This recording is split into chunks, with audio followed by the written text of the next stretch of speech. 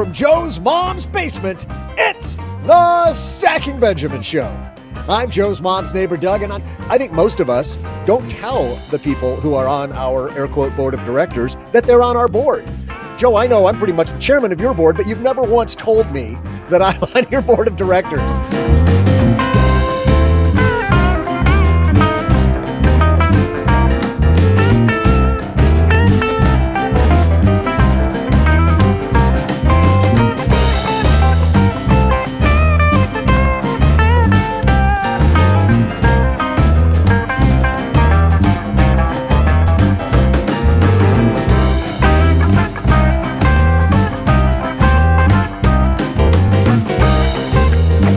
There's a lot of moving parts. There's a lot of moving pieces that are going on when it comes to retirement. You've got your required distributions, which have changed over the last 5 years from 70.5 to 73. They're changing to 75. There are some years in there where they weren't required because everybody was sick. So F it. You don't need any money, apparently. We don't need to tax you on it. I don't know the logic behind that, but whatever. There used to be lots of tax bills associated with that. If you screwed it up, they went, we're just going to change that too. So there's a lot of stuff going on with the IRA world of you've saved money and now the IRS is saying you have deferred the taxes long enough. It is time for you to start paying income taxes. You don't have to consume the money. You don't have to, your required distribution this year is 10 grand. You don't have to go spend 10,000 in the economy, but we're going to tax you as if you earn 10,000 bucks. And you're going to pay us that tax money. What you do with the money is up to you. So you've got that going on.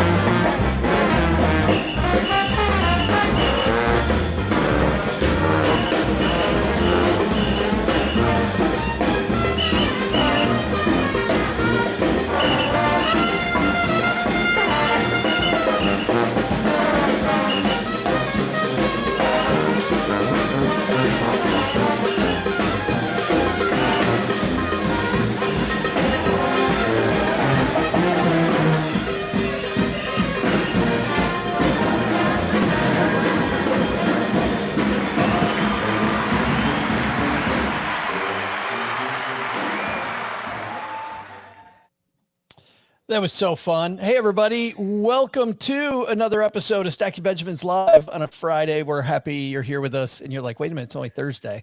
Well, this is for a Friday episode. It's upcoming. You're going to meet all of these crazy people in just a few minutes. But say hello. Hang out with us in the chat. Chat along. We'll come and say hello at the midway point of today's show. The only time that I don't want you to help our contestants here, our panelists, they'll be contestants at the midway point, is when we do our trivia challenge. So please don't go look it up and add it to the chat. Maybe, Doug, I shouldn't even say that. Maybe I'm going to give somebody an idea. Because you want to see me snap like a dry December twig? I will come unhinged if somebody helps these guys cheat. He'll come all the way to Scranton and come get you. Yeah. That's or right. Wherever you are. Yes. All right. You're going to see it with the warts and all. There'll also be no music. Our wonderful editor, Steve, is still going to do all of his post-production, and this will be live in 2 weeks. So sit back, relax, and enjoy the party, because we're going to have some fun today. All right. Doug, you ready to do this? I am. It's like the people watching us on YouTube right now are in the future already with us. We are welcome to the future. And you're like, crap, the future is as bad as the present. It kind of sucks. Like, remember the Jetsons when you're like, wow, we'll all be able to video chat someday. And then we get this. You're like, oh, yeah. I'm just waiting for the part where you hold out your wallet to offer money like George did at the beginning, and I can take all your, let's just do the show, Joe. Okay, fine. Yeah.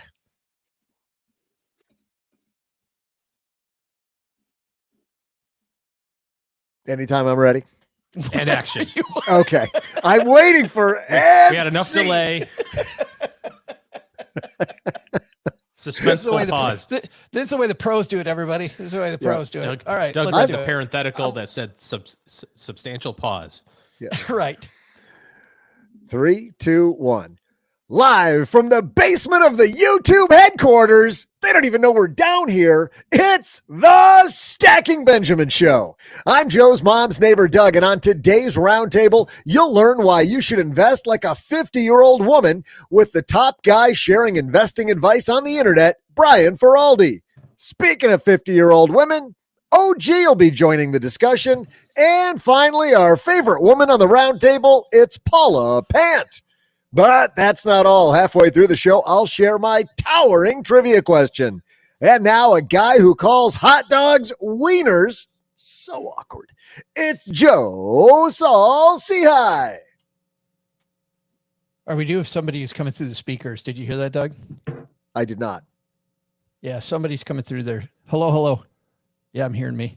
You guys hearing that? Nope, I have no echo on my side. You guys aren't hearing the echo? Nope. Okay. Then I hope it's not me and the recording that hear it. I hope it's just me. You got a whole episode of echo? Fantastic. Yes. Oh boy. All right, here we go. Wow. You don't hear that at all. Check, check, check. No? Okay. OG's not answering. I said I muted myself, so you can hopefully try to figure it out. Oh, that's a good idea. Yeah. Okay. I'm going to mute myself right now. Hello, hello, hello. Hello, hello, hello. It's Paula. Huh. The only one of us in an actual recording studio. I know, right? Yeah. The irony. The irony. She's got headphones on. How is that happening? Yeah. She This does. is a And maybe. recording studio. Hello, hello. Hello, hello. It's definitely Paula. Damn. Okay. I will. I'll mute myself whenever I'm not talking. Yeah, and I don't know if it's the if it's just bleeding out of the headphones. Is that it? When you take off the headphones, can you still hear me? Hello, hello, hello. Hello. Oh, I can. Well, I can hear you, but I think I'm just hearing Oh. the headphones in my hands. Can you just Then turn the they're- headphones down a little bit? Then those are loud. Yeah, if you can still hear them like that, then they're probably loud. Oh, okay. Here, let me.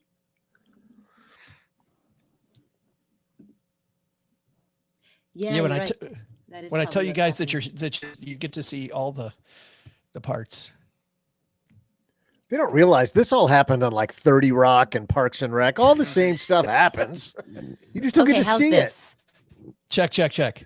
Oh yeah, it's gone. Yep, that's Oh it. yeah. So my headphones are just too loud. They were screaming. Huh. Yeah. That's what's happened to my hearing. it. Time for a hearing Huh? test. What? All right, here we go. 3, 2, 1. Doug, I know you like a wiener every once in a while, don't you? Come on. Hey everybody, with welcome. mustard only. Welcome to Tube Friday. Stop. We have, as you can tell already, a great show. It's all downhill from here, everybody. Welcome to the Stacking Benjamin Show, your 3-day-a-week confidence booster. And I'm super happy that to usher in the weekend, we've got a great topic and we've got a great panel. So let's meet them, Doug. Let's start with the guy across the card table from me, ready to talk about investing like a 50-year-old woman. OG's here. How are you, man? Doug called me a 50-year-old woman. That wasn't is- very nice. Quite the compliment, actually. Because you feel like a natural woman. I don't know. Ba-da-da-da-da. 50's the And- new 40. Shania Twain. Are you doing your Shania Twain, OG? Is that the deal? You're the only one that got it. Okay. I did get it. I'm old enough. And the woman who had no idea what any of that was because she doesn't know much about pop culture, Paula Pant is here. I did recognize that song. You That's a got the classic Shania song. Twain. Absolutely. Shania, my What girl. is going on? Yes. And by the way, you are because you are live from Manhattan Mhm. today on YouTube. You are in the Westwood One Studios, our I network. am. And I love how you got your branding behind you. Nice job. Yes, my beautiful step and repeat. So for those of you who are watching on YouTube, I've got the Afford Anything brand behind me. And as you can see, I am in a padded room. In fact, for those of you watching on YouTube, Which is also on brand. this is how small the room is. So right now I'm And she moved barely for people not on video. Left yeah, to right, just I'm barely moving and I can touch both walls and it's padded on both sides. So I'm in Yes. a legit sound studio. So I hope I sound legit. And for people, by the way, who don't know, have never met Paula in person, she's your wingspan is not that long. I'm 5'1", so it's not that I big. have the wingspan of a 5'1" girl. It is a small room that you're in. And a guy who is, do you like how we promoted him to the guy giving the best investing advice on the internet? Brian Feroldi's here. How are you, man? Jeez, way to set the bar really high, my friend. I aspire to invest like a 50-year-old woman after reading this article. It's going to be fun, isn't it? It is going to be fun. Yes. And I noticed that you very, very casually, speaking of branding, there might be a book behind you that somebody that you know might have written. Just one. There's only one book that I like to promote behind me. Yes. I did write a book, and I do like to show it off. And what's it called, Brian? And where can I get it? It is called Why Does the Stock Market Go Up? And it is available anywhere you can buy books. And it's a fantastic read. And we will also link to Brian when you and I talked about that topic when you were on Stacking Benjamins, diving into the topics involved in that particular book. Absolutely. Circled around that topic. No, that sense made any sense. We got to move into it. You know what's important that we talk about at the top of the show? What's that? Well, today's episode is brought to you by State Farm. I mean, don't we have to talk about that? If you own a small business like you do, Brian, whatever your business might be, you need someone who understands, and that's where State Farm Small Business Insurance comes in. State Farm agents are small business owners too, and know what it takes. They can help you personalize policies that fit your budget. Small business insurance from State Farm, like a good neighbor, State Farm is there. Talk to your local agent today. State Farm is one of a few of our awesome sponsors who make sure this is free for you every time we podcast. We've got a couple more here right at the top, and then we're going to get rolling. 3, 2, 1. Brian's here. OG's here. Paula's here, and neighbor Doug. So let's get the ball rolling. Hey, Joe, I forgot to remind you got to do the State Farm read. Don't forget. So for people who don't know what we're talking about there, every time I'm like, Doug, you gotta remind me, because I always forget. I think this is the only time I've ever reminded him. And Doug always remembers right after I just did the State Farm read. Nice work. As Brian so eloquently said at the beginning when we introduced him, and also Doug talked about, we're going to dive into a piece from the White Coat Investor website written by Dr. Eric Curtis, who's a columnist there. You should invest like a 50-year-old woman. And she says, hitting my 50s has made me a better professional. When I was first out of residency, I billed most of my office visits as level 3 out of 5 because I thought maybe the advice I was giving wasn't that good. Now I know my advice is excellent. I bill appropriately. I used to tread lightly around people who talked on the phone when I was in the room. I don't know that I want to do any of this. Never mind. I'm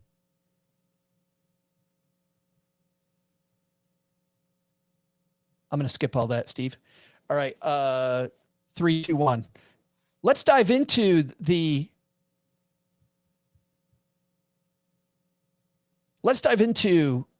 being a 50-year-old woman and how that makes you a better investor. Brian, we're going to start here just right at the top. Number one, 50-year-old women, they are not afraid. What is she talking about? Well, excuse me there. I really like this article because she talked about how when you are an experienced investor, as the author of this article is, you've lived through some downturns during your time. This author pointed out she lived through Black Monday, 1987, the dot-com bust, 2001, the Great Recession, more recently the COVID drop. So when you live through a downturn the first time, boy, is it scary. But once you've been through it 2, 3, or 4 times, that experience can really pay off because it can teach you that in the long term, the stock market will eventually bounce back.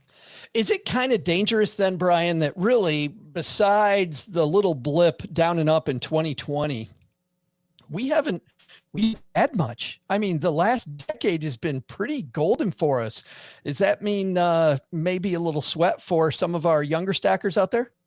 It could be, but if you were paying attention during the 2010s, it certainly didn't feel like it was up and to the right. I vividly remember several periods when my portfolio fell 10, 15, 20%, or even more, sometimes staying down for a period of years. So while by and large, the 2010s were a good period, there were certainly plenty of bumps along the way. Paula, it's so hard though, right? To see, to Brian's point, with these ups and downs, there's always a thing going on. Mhm. There's always some storyline that, oh my goodness, this is the reason why this is different. How do we guard our against that? Because you could have said, for all these things that she's talked about here, Black Monday, 1987, Mhm. my father-in-law said out loud that he lost a ton of money then. The dot-com bubble, I remember getting fired because one of my clients earned, I think, 47%, and that wasn't good enough. So I got canned. And then 2 years later in 2002, the market was at half what it had been. And then the Great Recession, 2008, I think all of us on this call remember that. But how do we guard ourselves against this?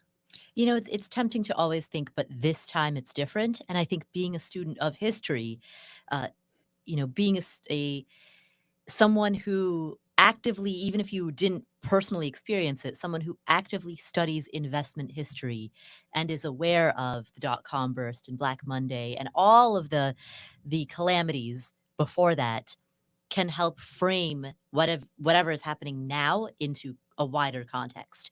Because if you're relatively young, you don't have the life experience to take a long-term view. So that long-term view has to come from a study of the past.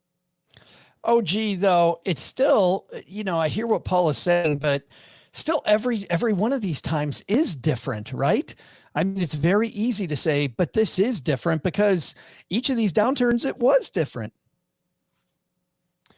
Well, from the stuff that created it probably, and during the actual event, obviously COVID was the first time we experienced something like that in 100-ish years or so. Not too many people alive remembered the flu issue in the 1900s, but I think some of it also goes back to the fact that in order to have market returns, you have to have fluctuation, and the reality is that if everything was guaranteed, nobody would invest in assets that have opportunity for higher returns. Your savings account paid 10% a year right now. Why would you invest in stocks that also pay 10% a year? There would be no market for that whatsoever. So in order to attract investors, investments or companies need to have expected returns that are higher than that. And now each individual company may not be successful with that, right? So there could be some, sectors or individual companies that don't perform the way that they want to, but in aggregate, the overall, S&P 500 or the NASDAQ or whatever is a collection of a bunch of really focused companies that are really trying to do their best, and I think when we look at history, like Paula said, we also have to remember that people who are involved in that in the day to day, right? If you're a banker and it's 2008 and the banking world is collapsing, so to speak, around you, you're not just like burying your head in the sand going, oh, well, that was a good run, wasn't it, fellas? They're sitting around like actively trying to solve the problem. The world's smartest people run these big companies, and sometimes they're successful. Sometimes they do what they want to, what they're trying to do. And sometimes they're not, but they're not trying, and then when you take it in aggregate and you look at the overall economy and say, I'll just own one of everything in the whole economy, on average, the economy does well over time. And it helps to recognize the history of it. But I think also to recognize that if you're a young investor, like this is kind of how you started it out earlier, Joe, if you're a young investor, you have all the time in the world. So you should hope for a market decline. Gives you an opportunity to pick up some NVIDIA at $70 a share instead of 135. What a bargain. Well, and that actually, Brian, I'm going to send this one your way. We look at not just NVIDIA in these sky high valuations, the sky high stock price, but a lot of people in general just go, well, the stock market's really high right now. I'm going to wait till it goes down, right? You hear that all the time from new investors. What do you say to that? Yeah, it's very tempting, right? Because if you look back at any chart that shows what the Dow has done, what the Nasdaq has done, what the S&P 500 does, it's so easy. You just buy at the bottom and you sell at the top. Duh. What that misses out on is what it is like to actually live through moment by moment during that period and the uncertainty of what's about to happen in ahead of you. So it is extremely tempting for people to try and time the market, especially when you hear the stock market's at all-time high, therefore I'm going to wait until the next crash. The problem is the stock market could be at an all-time high and it might be in 1991 and the stock market is going to go up for another 9 years, or it could be 2007 and the next 18 months are going to be brutal. So you're trying to time the market, and what you're really trying to do is time the emotions of the collective bit of other investors. I don't know what my emotion is going to be half an hour from now. How could I possibly tell the emotions of the entire gamut of investors out there? So just dollar cost average into index funds and take that equation out of it. Well, the problem, Brian. Sorry, yeah, go ahead. Say, the problem is that you can talk a big game, not you, but like the investor. Group, the investor can talk a big game, but I guarantee, having lived through these things, I didn't get a lot of phone calls on March 23rd of 2020 going, hey, I know the market's down 34%. I got a HELOC on my house so I can get more money in right now. Or I know margin's a bad idea, but the market's really, really, really down. So I want to leverage the crap out of my portfolio and buy more. Or on March 9th of 2009, the S&P was roughly down about 57%. There weren't a lot of people clamoring at the doors when we opened up that day to go, I can't wait to get in at the S&P's at 600. It always looks great in the rearview mirror. You go, oh, I would have done that. No, you wouldn't have. Nobody does. And if you do, you tiptoe into it. And I've never met somebody who has like literally done I'm going to back the truck up type of execution, because in that moment of March of COVID, I'm sure like everybody else, I was thinking, hey, we're down 30%. That sucks. But I can see a path to minus 50, we're down 30% in 17 days. I don't know what the next 17 days are going to look like. Down another 30 from here. Who knows? Like, it could be. So even if I wanted to time it, even if I had the best intentions at that moment, I'll be like, well, it's probably going to go down more. So you're right. Just pick a plan and just start putting money in, and don't ever think about it for the next 40 years and you'll be a gazillionaire.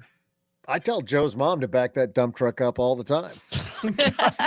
No, God, no, stop it. Just, Paula, let's move on so we can forget that. I want to ask about short-term results then. If taking what Brian and what OG just said into account, when you're buying in your personal account, right, you're putting money into the market, do you just not watch it for the first year? Like, what do you do when, because I remember back when I was a financial planner, I'd have clients and we buy something, and especially if it was their first time, what happens? They watch that every single day. And then they would come into my office 6 months later and they go, we've lost 10% of our money. I thought this was a good thing. Like, well, right. Yeah, it is. But 6 months is not like, how do you guard against looking at your short-term results? The best thing to do is to intentionally lock yourself out of your account if you can manage it. Set up an automation. Exactly. Set up some type of an automation so that you're automatically investing every month, and then forget the password. Lock yourself out of your account and, create the block the website from yourself, right? Create the guardrails, parental control guardrails on there so that you cannot check your own balances, and let yourself back into the account once a year. Brian, what Paula assumes, though, is that you have the right investments. I know what some people think. They're like, well, I think the wrong thing. Like, how do you guard against being in the wrong thing for your goal versus having the confidence of going, I can lock myself out of my account. I know this is the place I need to be. Yeah, I've never had the confidence to lock myself out of my account and do what Paula is suggesting. But one thing I will say is that one thing I do suggest people do, delete all apps from your phone that show stock prices, because that is something that is extremely easy to do. I hate that the Apple iPhones come with that automatic stock apps on there. I just move that to, I don't know if you can delete it. I just put that as far back as I can. Yeah, being tempted to look at stock prices, especially when you're first just getting started, is so extremely high. But, investing should not be exciting. Investing should be boring. So if you find yourself getting really charged up by looking at day-to-day price movements or what's happening with the stock market on any given day, you're just tempting yourself to trade. So if you ask me, how do you lose weight? The answer is get the candy and the ice cream out of your house. Same thing with stocks. You want to do better with stocks? Get the apps that show you stock prices off your phone. Number 2 on this list, she's singing off your song sheet here, Brian. I'll stick with you. She says, we're not here to impress you. I love this. 50-year-old women, we're low on estrogen, which is the quote, I care what you think about me hormone. My investment portfolio is appropriate for my family and backed by years of data. We primarily use the following funds. U.S. large mid-cap stocks uses the Fidelity Total Market Index. For U.S. small caps, uses the Fidelity Small Cap Index. International, Fidelity International Index. Bonds, U.S. Bond Index. And for REIT, the Fidelity Real Estate Index. We also own a single-family rental. And then she says, if you think this portfolio is boring, you're right. But I didn't ask for your opinion. What does she mean there, Brian? Where do people get in the weeds with this one? I love this. This is someone that has mastered the art of avoiding FOMO. This investor has no worries about what you are doing with your money or what your opinion are of what she's doing with hers. She has no FOMO if you're saying, I bought shares of NVIDIA, or I bought shares of Bitcoin, or I'm investing in the next new thing. She has set up a plan for herself. It's boring. She knows what it is. She's comfortable with it, and it works for her. So this is the kind of mindset that more investors should adopt. But that's so hard, Paula. I mean, let's say hypothetically that you heard about this brand new truck company called Rivian, and you were like all excited about that truck company, and you backed the truck up, bought a bunch of shares because people around you were buying shares. I was wondering why neighbor Doug was shaking his head the moment that you said truck. I had to. Hey, you go after mom. I'm coming back. I'm coming for you. I'm sorry, I got distracted by back the truck up. What was the question? It's so easy though, right? I mean, Rivian, hot new company, looks like it's going to be a great thing. You buy the stock, and well, Doug, how's that going for you? Oh, I tripled my money in the first week of that. And then? That's where my story ends. I stopped looking after that. I'm like, I'm good. He lost the password. I did. I changed that password. So. But Paul, how do you avoid that? Because there's always a new company, right? There's always a hot new thing. You and I, for Afford Anything this morning, somebody talking about AI, somebody listening to that episode might go, oh, I'm going to invest in a bunch of AI companies now. So what I would recommend is keep a very small portion of your portfolio, 5% or less, that you dedicate towards fun stuff. And that little sliver of your portfolio is where you can take some wild bets, have some fun. But by virtue of keeping it to only 5%, you get to scratch that itch while keeping it contained. It's sort of like with food. You try to stick to a certain meal plan, or you try to stick to a certain method of eating for 6 days a week, but then you've got 1 day a week where you can indulge. It's the same concept. Oh, gee, you like that? Have your fun, but sandbox it? Yeah, I think that's fine. I think where people make mistakes on this is replenishing the sandbox. We build portfolios. I lose on clients. all those funds, so I just go put more in it. Yeah, just gonna go do it again. So, we build portfolios for clients, and sometimes it happens, right? They say, I want to do this thing, or I have a friend who works at this company and I want to be involved in that. And it's like, all right, well, pick a budget, like Paula said, 5%, 10%, whatever your number is, that you're okay with the dollar amount going away. Let's put it in a separate account. That one you can have the passwords for, and, do trade to your heart's content. But if it goes to zero, I have two rules for this. If it goes to zero, you're done, right? Like that was the experiment that you tried, thankfully with a low amount of your money, and proved the point. If you happen to be right, number one, you don't get to say, I told you so, because sometimes that stuff happens. And secondly, if it's a meaningful amount, right? You invest $10,000 in an IPO and it all of a sudden is worth, $100,000 or $500,000, some crazy number. You should probably talk about what your plan is for that also. Now, I'll be honest, I've never had anybody have that happen to them, which, ought to tell you everything you need to know. That, again, that doesn't mean it's not going to, because, there's lots of companies out there, but it's very hard, especially with like social media and stuff like that. People post things all the time of like, look at how great I did with this. You don't see a lot of here's the things I screwed up. You only see here's the wins. And like I had to tell my kids the other day, just because it's on the internet doesn't mean somebody didn't Photoshop it. Like you can totally take a statement and change all the numbers around and make it look like it's a 10X it's the internet. thing. Somebody would do that. I mean, I don't know why. I don't know what it gets you, but it happens. I need the approval of strangers, OG. That's what I need in my life. If more strangers love me, that'd be great. Brian, number 3 is interesting. She writes, we have other priorities. She says, I'm the first to say I live a life of abundance, family, friendship, dogs, a garden, hockey rink in the backyard, plenty of hobbies, have nothing to do with finance. I don't have the time or inclination to do dumb stuff like day trade or pick individual stocks. And she then shares her allocation, which frankly, we don't like, but then I don't like anyway. But she says, I rebalance every 6 months, or when our total allocations out of whack by 5% or more.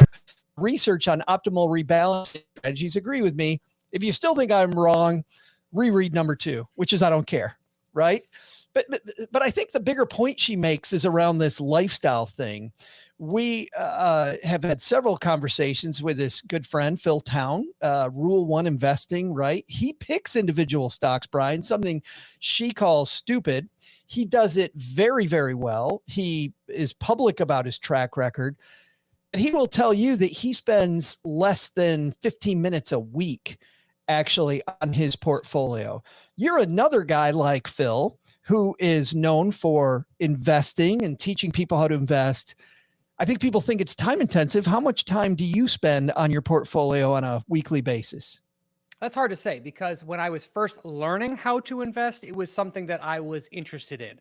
The author of this article basically says, I'm not interested in learning how to pick stocks. I'm not interested in learning how to day trade, to which I say, fantastic. 99% of people are just not interested in doing the work necessary to learn how to analyze a business. That's fine. That makes you normal. There's no need to worry about buying individual stocks. I just so happen to be in that weird 1% of people that actually enjoys reading SEC filings, that actually enjoys listening to conference calls. A good Friday night with Brian. I bet there's nothing like it, man. A Tesla earnings conference call, way better than a Marvel movie. That's right. But you turn on some Barry White, take out the SEC filing, and it's a great night. Pour yourself a glass of wine. Sounds like a wonderful night to me. Yeah, absolutely. But I'm the type of person that enjoys doing that level of research. I'm the type of person that enjoys everything about the investing process. If you don't enjoy the investing process, then you are literally spending time doing something you don't like, and all likelihood you're doing so, at least in the beginning, to get suboptimal returns. That sounds like a terrible way to invest your time. But to answer your question, nowadays, my portfolio has been built up over the last 15 or so years, and I am a very infrequent trader. I probably log into my brokerage account 5 or 6 times per year, and I make changes once or twice. So it does not demand a huge amount of my time. But the way that I've set my portfolio up is essentially I built a hand-picked set of index funds, and I'm just going to let, for the most part, the companies that I've picked ride. 5 or 6 times a year is it? So on a weekly basis, it takes up a minimal amount of my time. Yeah, it'd be a 15 to 20 minutes, 15 to 20 minutes time period. Yeah. So like Phil, I've been doing this long enough that I don't spend a lot of mental energy thinking about my portfolio, so it's not taxing. But in the beginning, when I was learning how to do this and setting up my style, it was many, many hours a week. And now you're just working the system. Now I'm just working the system. You got it. Yeah, coming up in the second half of this discussion, we're going to talk about how she doesn't suffer fools gladly. I can't wait to hear about that because there's a lot of I don't know, this fool or two on the internet, and not second guessing yourself, which I think is an important part of this discussion. But at the halfway point of every Friday Stacking Benjamin show, we have a trivia competition between our three contributors, OG, Paula, and my mom, who never plays. She doesn't like walking down the stairs. So Brian, you're helping mom today. And that means good news and bad news for you, man. Would you like the good news first or the bad news? Give me the bad news. Well, OG had a 3-point day last week to give him 9 points. And you then are tied with Paula for second with 6. So Yes. I don't know if that's second or last. I think Paula's more comfortable calling it last because that's where she's felt comfortable a lot in this area. But because Paula's been last, that means that OG's going to guess first. You'll guess second, Brian, and Paula will guess third. All right. Sounds good.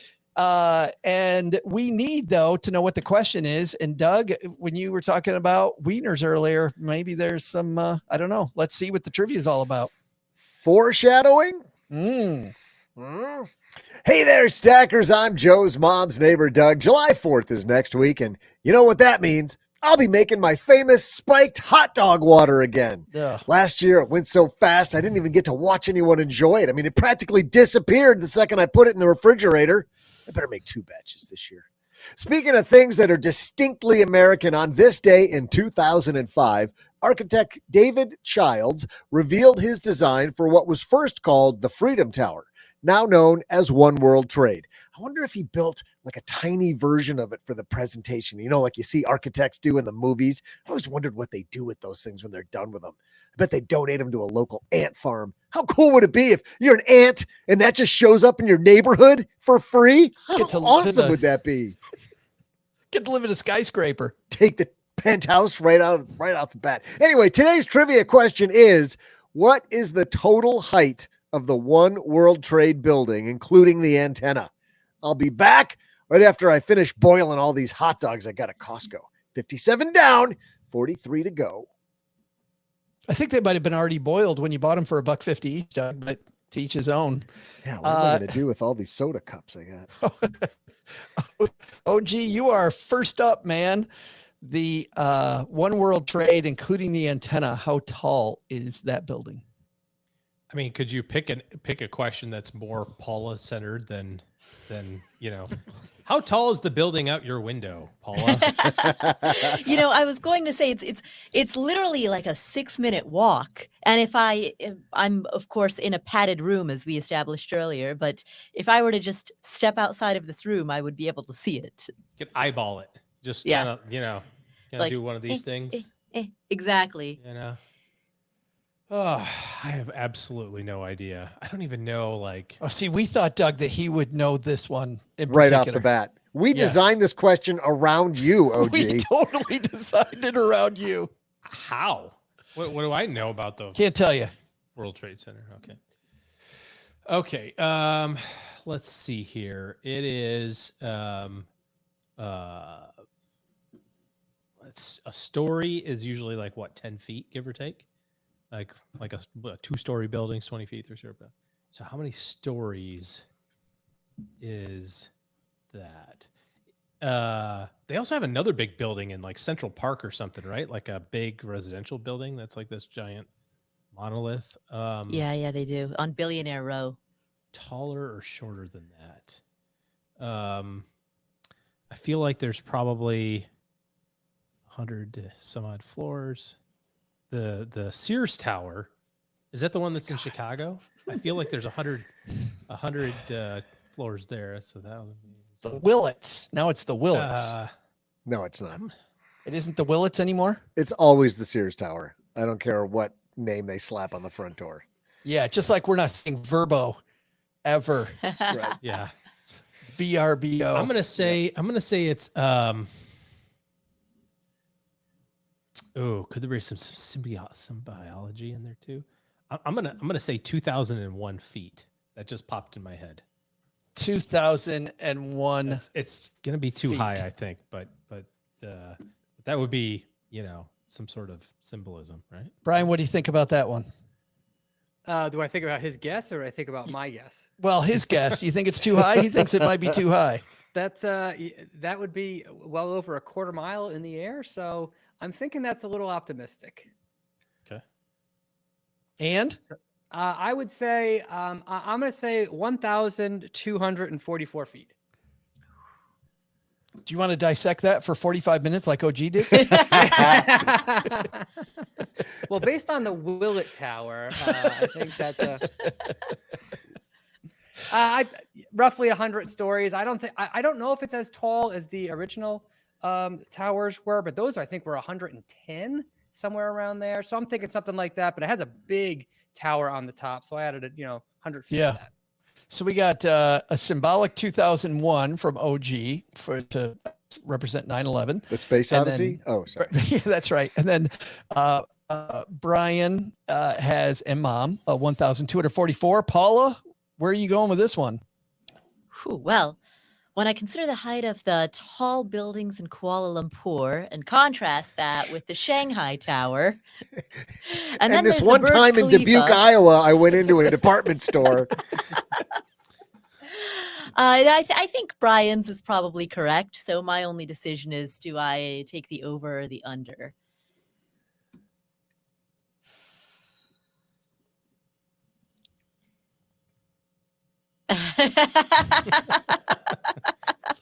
For people not enjoying the video of this, Brian is highly suggesting she go lower. Ooh, which then poses the question, is he suggesting that I guess lower because he's trying to help, or is he suggesting that I guess lower because he's trying to throw me off course? Definitely one of those two. Yeah, that dude looks shifty. I would not think about the helpful side. All right, I will go over. That was actually my initial gut was to go over, but then as I've learned through playing these, my initial gut is always wrong. But I will take the Costanza, over. do the opposite then. That's right. I will take the over. 1,245. 1,245 is Paula's answer. So we're all locked in. We're going to find out who the winner is. But first, we've got a couple more great sponsors, and then the rest of the show is ad free. All right, let's say hi to everybody on hanging out with us on YouTube. Michael, glad you're here. Dubuque's tallest building is their courthouse, Doug. Michael says. We got trivia on YouTube. Thanks. Matthew, kind of like YNAB, I give each dollar a purpose, and for a sandbox account, I budget it out since it's probably not part of your financial plan. That's pretty good, Matthew. I like that. Drew, based on the lose the password talk, is it safe to assume the sandbox should be on a different platform? You guys like the sandbox on a different platform? No. I do. OG, why don't you like it on the same platform? Oh, I mean, just have the discipline to not transfer money back and forth. Like, why complicate your life with more places where you can store money? You know, Paula? Oh, so mentally, I'm like, Robinhood is my playground. Oh, screw you. I know. Whoa. And then, God. and then Vanguard, Schwab, that's where I do my disciplined investing. The evil, you're giving money to the evil empire. That's horrible. E-Boon didn't hear any echo, so it was just me, but it certainly is better now. All right, guys, thank you for hanging out with us. And let's get to the second half of this discussion. 3, 2, 1. OG, you kicked this off at 2,001 feet, and everybody thought you were way too high, apparently. What do you think? well, I also believe that the stories are 10 feet. I think I remember the World Trade Center being somewhere in the 110 story range, maybe 120. Based on that would mean either A, it's 200 stories or 200, whatever levels, or it's a giant ass tower, like antenna on the top. So I think I'm way off. I think Brian or Paul has got this one. I think Brian, you were motioning 12, down. range. You were at 1,244 feet, and you were motioning down to Paula. Were you trying to throw her up and she saw through it, or were you really thinking the answer was down? Believe it or not, I was actually trying to help her. My gut feel is that the tower, I accounted for the tower, the spike being like 100 and something feet. I figure it's roughly 100 stories, which would be about 1,000. So 240 seems high to me for there, but I went with it. So I was actually trying to help her. Paula, do you feel bad now for being so damn cynical about Mr. Feroldi? It's just game theory. I have to consider all options. That's nothing personal. And again, Paula, game, which has never happened before on these trivia contests, right? Well, let's see who has the answer. Doug's got the answer. Who's bringing home the win, Doug? I got all the answers. Hey there, stackers. I'm effluent mixologist and guy who invests in 50-year-old women. Know what I'm saying? No. Joe's mom's neighbor, Doug. No. Someone needs to open a hot dog factory that also makes buns. Somehow, I got 100 hot dogs, but 96 buns. Luckily, I happen to enjoy eating loose wieners the same way Bugs Bunny eats carrots, raw, right out of my bare hands. Nope. But I've come to understand that most people like theirs in buns. Why were you saying no so many times? No Joe? reason. Just keep going. Okay. Today's trivia question is, what is the total height of the One World Trade Building? The answer, opened on November 3rd, 2014. One World Trade Center is now the tallest building in the United States, not the billionaire one. In a nod to the Declaration of Independence, the building itself stands at 1,776 feet tall. That's the part we thought you were going to know for sure, OG. But the total height, including the antenna, is a little bit taller.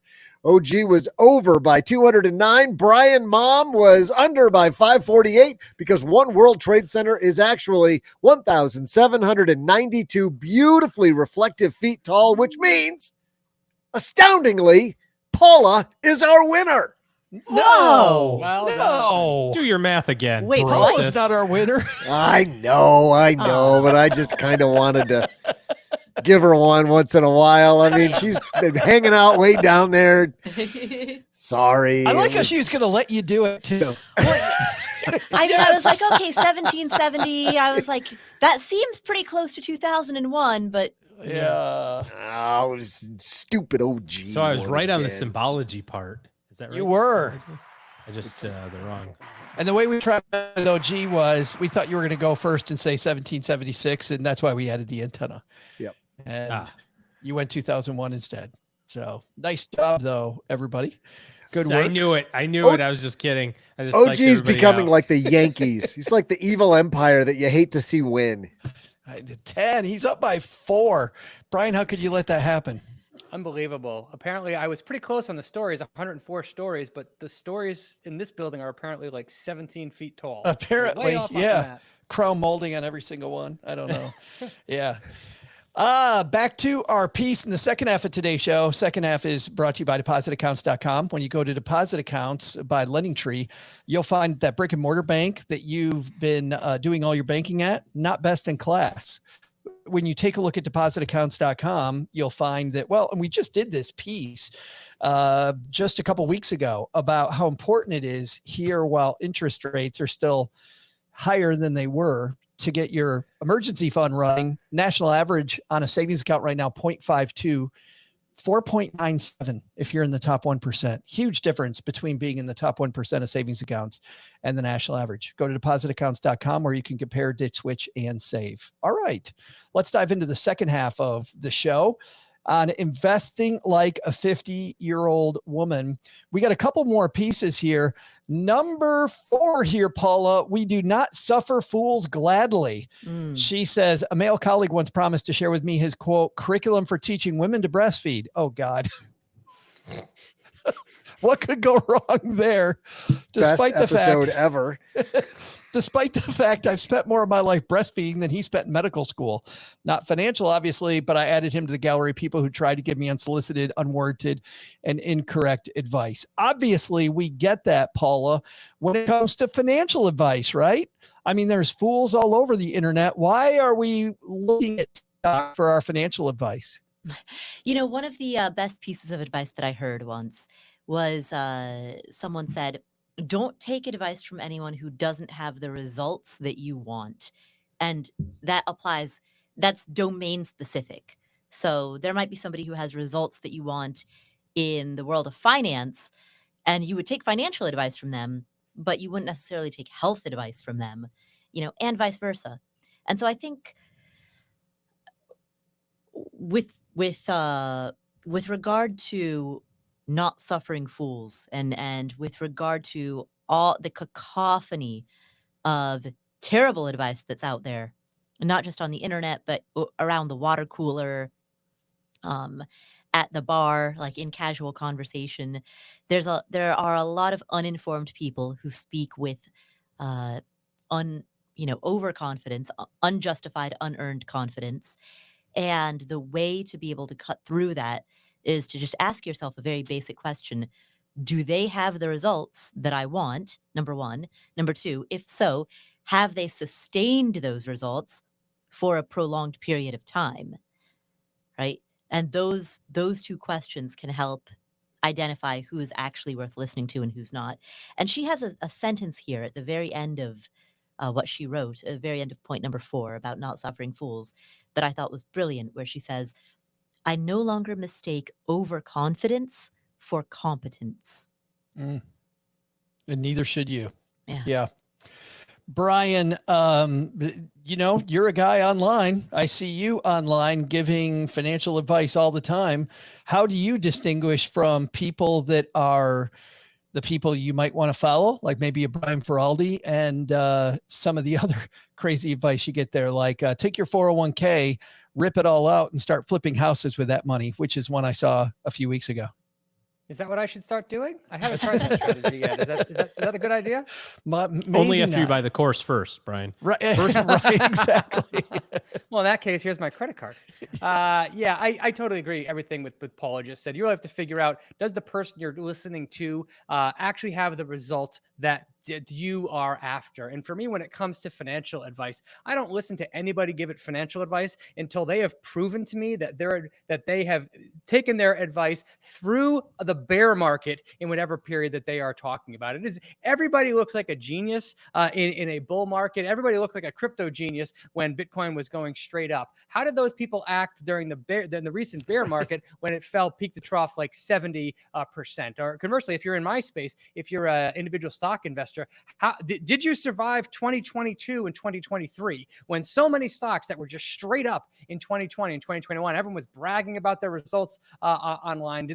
Are those people still around now that we've seen the opposite side of that, and so much money has flown out, or that interest rates have normalized? So to me, it is you have to prove that you had longevity in the industry and survived at least one bear market before I'll take anything you have to say seriously. But do you have some clues for us to look at the difference between what this piece said and Paula was talking about, between overconfidence and bravado you see online and competence? Like, what are some clues for us if I'm online and I'm on Twitter, X, or I'm on Instagram or wherever? Like, how can I start to Sherlock Holmes between who's who?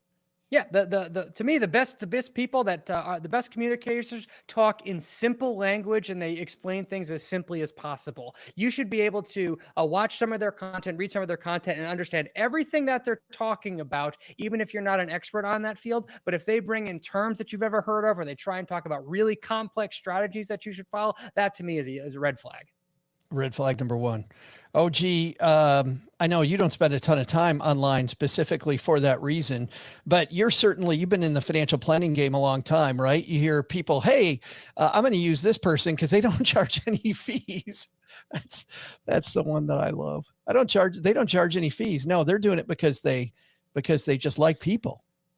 Yeah.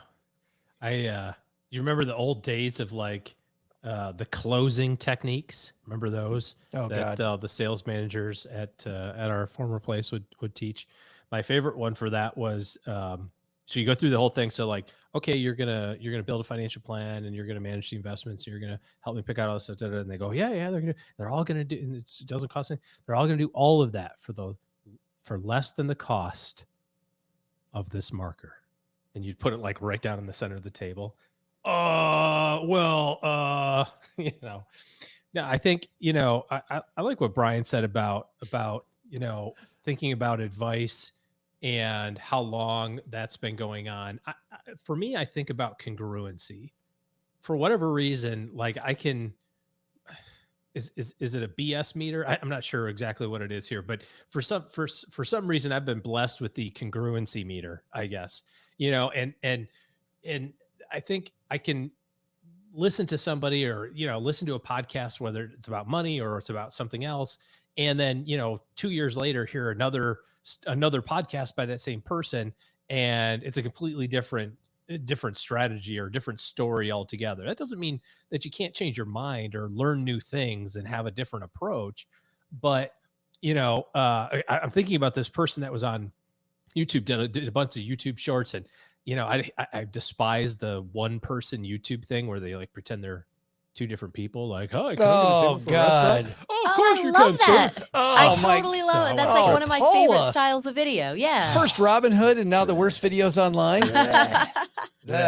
Well, anyways, this one guy used to do, differences between millionaires and billionaires or whatever. Just, it was entertaining.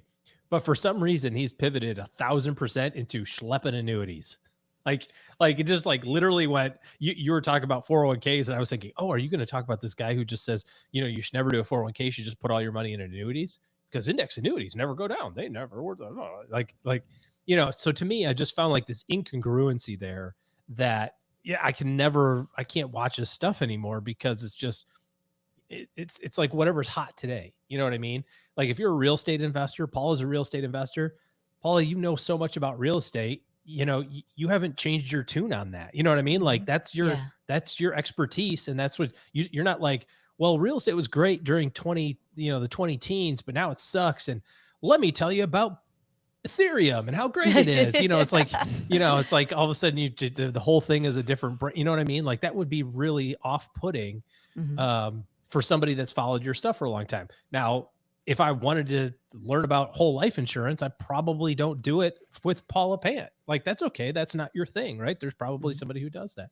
But I don't know. It just seems to me one of the greatest compliments I think that I got from the show some years ago was I was having a conversation with somebody after the show, and he had asked a question, and I answered it, and he just started laughing, and I said, "What? It wasn't particularly funny. What was funny about that?" He says, "I literally called into the show 3 years ago, asked the exact same question, and I could almost play your answer, and it would be the same tone and tempo of your answer today as it was when you answered it on the show 3 years ago." I said, "My gosh, I didn't even know you did that," and to me, it seemed like if you just always tell the truth or you always come from a position of like, here's what I believe in, then you never have to try to remember what the hell you said last time, because it's always kind of the same stuff, Was that guy trying to get another free t-shirt? Is that why he asked the question sure again? Seemed like it, right?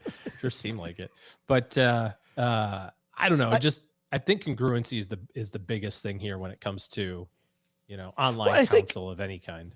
Yeah, I think for me, I love that. I love the phrase that, if the stuff leads with process, it may be worth listening to. If it begins with product, like there's a product they really like and it starts there, I think that's also a big red tells flag. You a lot about, it tells you a lot about what's on their top of mind, right? Yeah. What's funny, Paula, is that a lot of the time this comes down to a judgment call. And number 5 on this list of hers is we trust our own judgment. She says, I hear a lot of younger women talk about pressures they feel to make career or money moves that involve giving up their autonomy. Spouse that won't share oversight of their finances, or who wants to make a wackadoodle investment, or employer wants them to work more hours in the scope of their practice. My answer to them is always the same. In my 51 years, I've never not once been glad I substituted someone else's judgment for my own. Do you ever feel like your judgment is flawed, or should your judgment be the final arbiter like it is number 5 here for her? Well, I think that, good judgment involves listening to a wide variety of perspectives and then synthesizing in your own mind, synthesizing all of those perspectives together, deciding which elements to keep and which elements to discard, and then exercising your own judgment.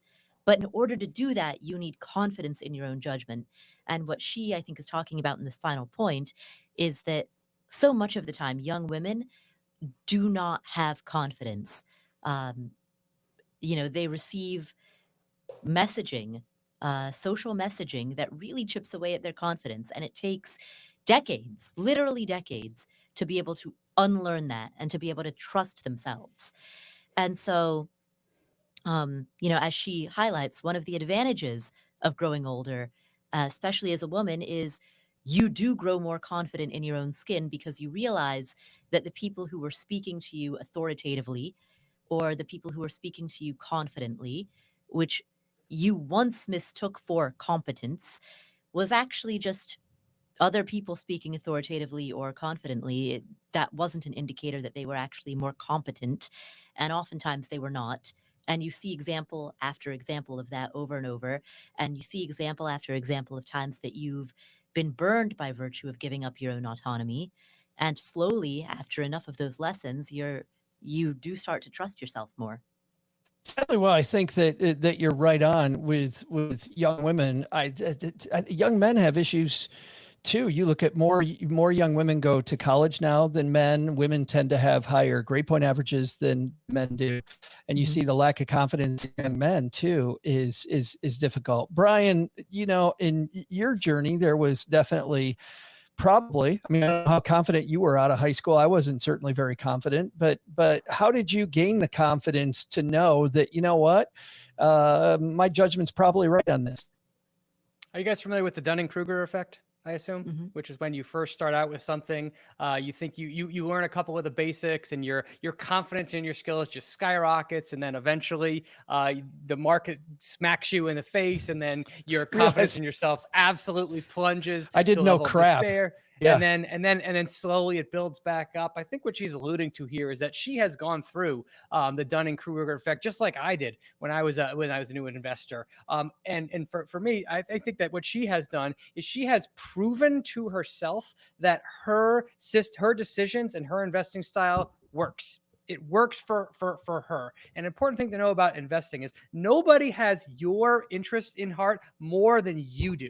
You are responsible for your own money, and you care about your wealth more than anybody else in the world, including a financial advisor that you're paying. So she has clearly proven to herself over a period of decades that she knows what she's doing. I think that has enabled her to have self-confidence that her judgment is correct. But to me, I did not have that same level of confidence at the start. That's just something I've proven to myself over time. Well, that brings up a question then, and maybe I'm answering my own question. It seems to me, based on what you're talking about, you then open yourself up to more experiences more quickly so that you just get inevitable failures to build the confidence, I would think.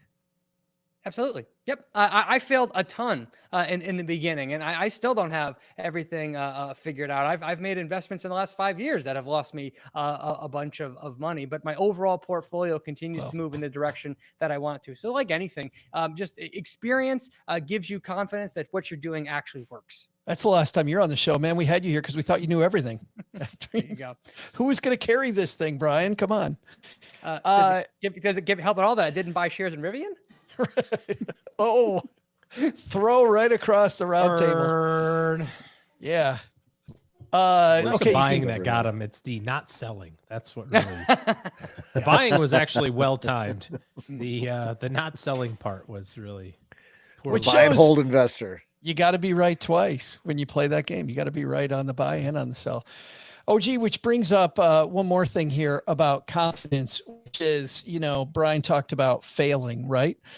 And so many times, I mean, I even find this with board games. People are like, I don't want to play a board game because I don't want to fail. I don't want to look stupid. I'm like, anybody can learn a board game. Like, you can learn how to play this silly game. And not Costa Rica. And by the way, who cares? What's Costa Rica? Or what's the game that you tried you sent me to a college class to learn that one time, and sounds like all of them so far. Yeah. Oh, God. What was the one? We were at Clinky's house. Puerto Rico. Same thing. Costa Rica, Puerto Rico. It's the same place. Yeah. People live in Puerto Rico. Send your hate mail to Doug. It's hot. There's a jungle. It's all the same. It's Caribbean, nice beaches. Yes, some coffee. But OG, how do you get through these inevitable failures? If we're talking to our younger, not even younger, just beginning stackers, heck, we got people in our family, that are in their 50s, maybe starting. How do you work through this failures? Okay. Well, I think that one of my favorite things from Strategic Coach is when Dan talks about there's only two outcomes that can happen. You can either win or you can learn. And frankly, you can learn from winning also, but if you go into any activity, whatever it happens to be, whether you're trying to build your business, whether you're pivoting and you're trying to make a change in something, or, something like investing where you're just trying to figure it out the first time, or trying to improve it. If you go into it with the idea that I'm either going to be successful doing this or I'm going to learn something about being successful, one of the two, and then really use that information. If we look back over history, like where we kind of started this at the beginning today, you can go online and you can say, what would have happened if I would have put $100 every single week into the S&P 500 from the day the market crashed in 2007 till today, right? You'd have $1 bajillion. I'm rounding, I get that, but it would be a lot. And then you can say, well, what happens if I exactly timed it? You can figure that out too. I got literally the high and literally the low every year, and I exactly time my money. It's not that much different. In fact, sometimes it's worse, even if you got the exact right times. But I can tell you, and there's a lot of research on this too, if you miss the best 5 days every year, your average goes from being 10% a year to 6%, right? And it's just 5 days. So learn from other people's, 100 years of market data when it comes to investing, and follow the academic science of investing, which is proven to be buy stuff that's inexpensive, hold it for a really long time. If you feel like adding a little bit of flavor to your portfolio, you can add things in small companies or companies that have been around a long time. And if you follow that stuff, you're likely to have a successful outcome if you give yourself enough time. If you're looking at it every single day, this morning, I was feeling pretty confident about our investment portfolio. And then I just looked now and I'm like, what the heck? It's down 2% today. What the heck? What happened? Like, I was feeling really good at lunch. Like, I was like, things are great, He kept the app open on his phone, Brian. He kept the app open on his phone. I did. I refreshed it. That's the problem. It wasn't that it was open. It was that right as we're talking about not doing it, OG's out doing it.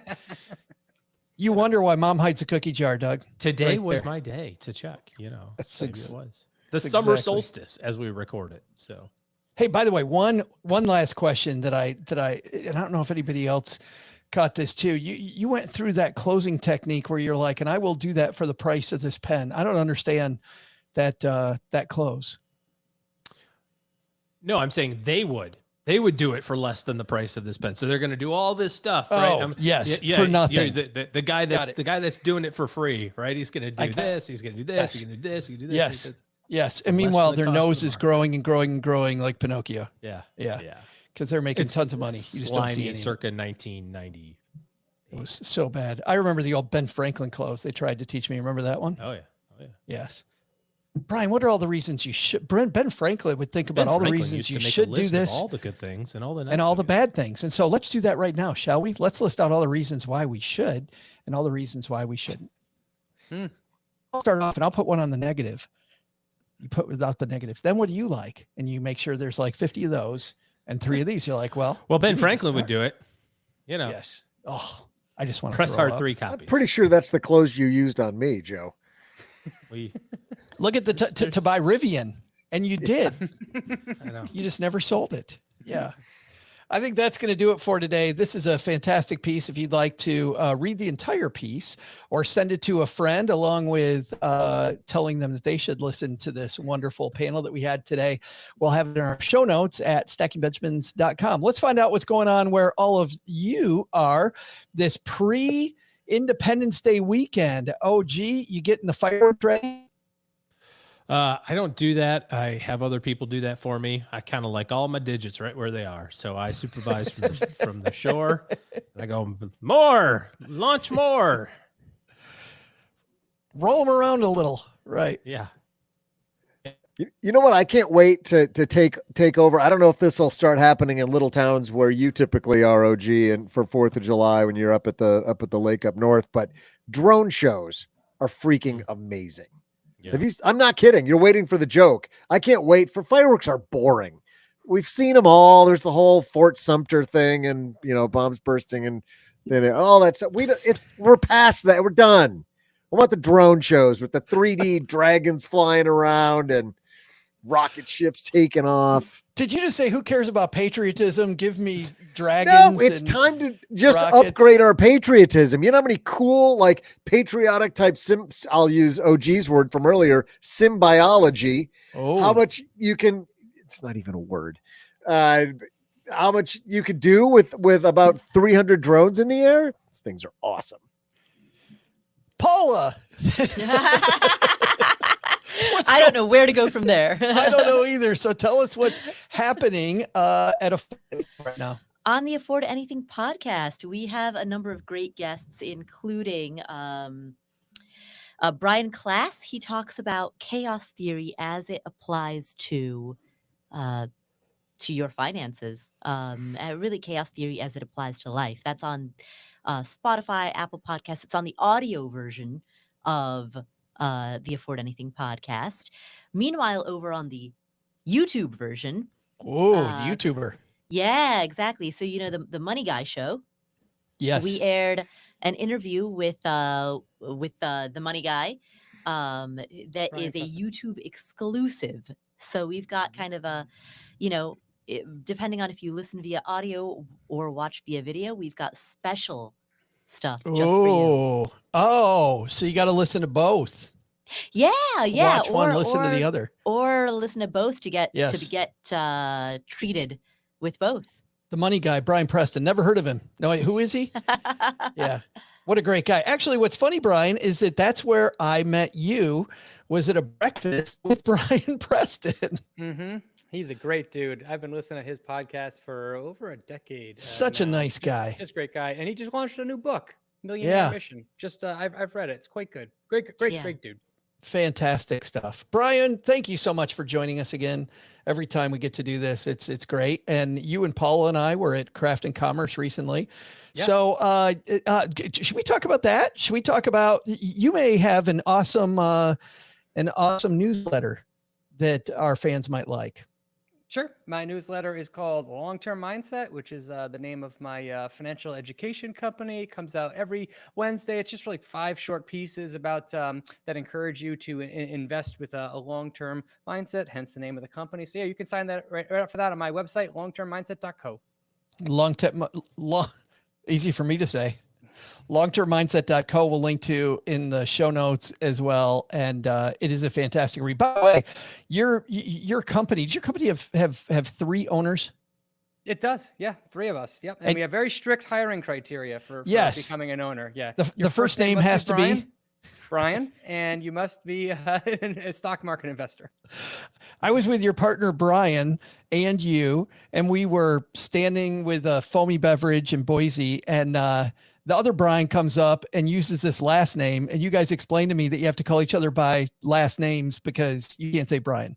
That's right. You get on to the 3 of us, we just say Brian, and we're like, yes. And you have to be more specific than that. So absolutely. Yeah. By the way, how beautiful was Boise? What a great town. Wow. Yeah. It's just amazing. So gorgeous. I can't believe I'd never been there before. Doug, you been there?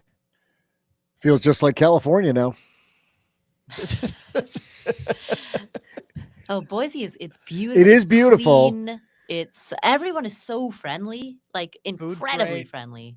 Yeah. Everyone's good looking. It's really annoying, actually, when I think about it. Yeah. It It's like is. The bar is Pleasantville. way too high. You I weren't know. there the day I was there then. People weren't nice when you were there, Doug? No, I made it uglier when I showed up. I was gotcha. the one non-good looking person. Yeah. People were nice, friendly. It was an amazing place. If you've never been to Boise, time to go. And they're happy with tons of people, to Doug's point, coming in from California. Oh, they love it. And moving in very, very quickly. All right. I think that's going to do it for today. Thanks to everybody for hanging out with us. Next week is our greatest hits week. So guess what? You got us 5 days next week with some special guests like Mel Robbins we're going to replay Mel's amazing appearance on Stacking Benjamins. Rachel Robertson, who was in charge of the science unit in Antarctica. And imagine having to lead a bunch of people where if they get in a fight, there's nowhere to go. Like you have to see them over and over and over and over and over. She's going to talk about leadership in that type of environment. And we got 3 others that will remain a surprise. So we'll see you back here with new episodes in 2 weeks. But Doug, tell us what should be on our takeaway list today. Well, Joe, what's stacked up on our to-do list for today? First, take some advice from Brian Feroldi. Don't worry about the storms ahead in the market. They'll help you learn that you're resilient enough to come out stronger on the other side. Second, don't forget what Paula said. Just like a 50-year-old woman, have the confidence to have some fun with your investing, but you need to do it in a sandbox. I'm not exactly sure what that means, but I'm about to go find out on my favorite website. So, what's the biggest to-do? I got to get a 5-gallon drum so I can keep up with the demand for my spiked hot dog water. I got a feeling you'll be seeing Joe's mom's neighbor Doug's famous spiked hot dog water in 7-Elevens all over the country. Joe's mom's neighbor Doug's famous spiked hot dog water. TM! Thanks to Brian Feroldi for joining us. You'll find all of his work at longtermmindset.co. We'll also include links in our show notes at stackingbenjamins.com. And thanks for 3, 2, 1. I've done this, 1,000 times, and I just screwed up Paula's credit. 3, 2, 1. Thanks to Paula Pant for hanging out with us today. You'll find her fabulous podcast, Afford Anything, wherever you listen to finer podcasts. And finally, thanks to OG for joining us today. Looking for good financial planning help? Head to stackingbenjamins.com/OG for his calendar. I think what happens is I just go into autopilot on those two. Like I got to read Brian's carefully, but I've done theirs so often. I just sort of wing it. That was so fun. Hey, everybody on the stream on YouTube, thanks for hanging out with us. We'll see you again in weeks. Contributors, hang on for just a moment while I say goodbye to YouTube. All right, YouTube is gone, and now I'll stop.